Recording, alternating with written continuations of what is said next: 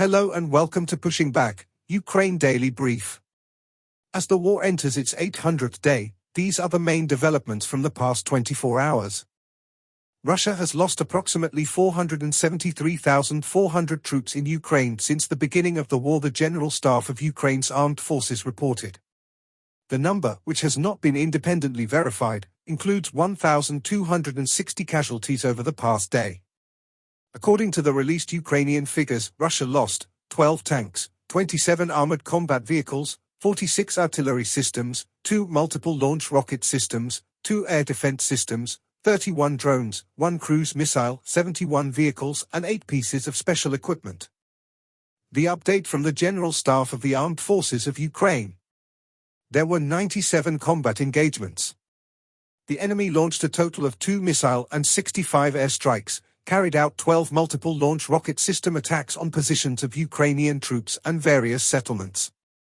The Ukrainian Air Force launched airstrikes on 13 concentrations of troops, 3 command posts. Meanwhile, missile forces hit 1 command post of the enemy. In its latest intelligence update, the UK's Ministry of Defence reports Russia suffered high casualties in Ukraine in April 2024, averaging 899 per day. This number is expected to rise again as Russia ramps up offensive operations in eastern Ukraine. The overall Russian losses since the conflict began exceed 465,000.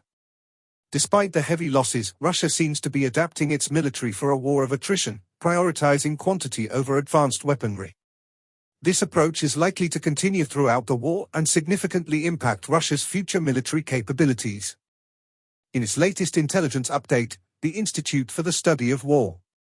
Ukrainian officials continue to highlight that Russia's main goal for 2024 remains the seizure of Donetsk and Luhansk oblasts as Russian forces plan for their summer 2024 offensive operation. The first deliveries of resumed U.S. military assistance reportedly arrived in Ukraine earlier this week, although it will likely take several additional weeks before Western weapons and ammunition arrive to frontline areas at scale. Ukrainian officials indicated that Russian forces in Ukraine have not significantly increased in size in recent months, but that the Russian military continues to improve its fighting qualities overall, despite suffering widespread degradation, especially among elite units since the start of the war.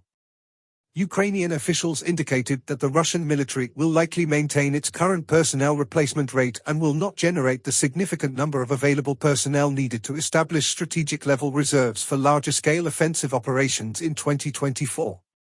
Pavliuk stated that neither Russian nor Ukrainian forces will be able to achieve victory in Ukraine solely through attritional warfare, a consistent through line that Ukrainian officials and military analysts have emphasized in recent months. Russian Defense Minister Sergei Shoigu issued a notably candid assessment of recent Russian advances in Ukraine and refrained from sweeping claims about the success of the Russian war effort, possibly in an attempt to temper domestic expectations about Russia's near-future successes in Ukraine ahead of the summer 2024 Russian offensive operation. A Russian insider source, who has routinely been accurate about past Russian military command changes, claimed on May 2 that the Russian Ministry of Defense has replaced several high-level Russian commanders in recent months. NATO stated on May 2 that it is deeply concerned about intensifying Russian hybrid operations on NATO member territory and that these operations constitute a threat to Allied security.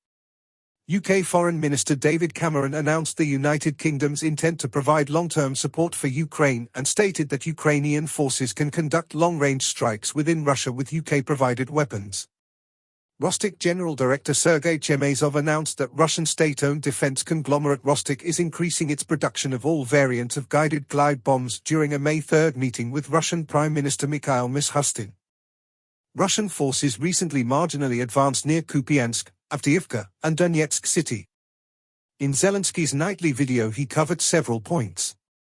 Firstly, he discussed security issues, air defense, and the protection of the Khmelnytsky nuclear power plant.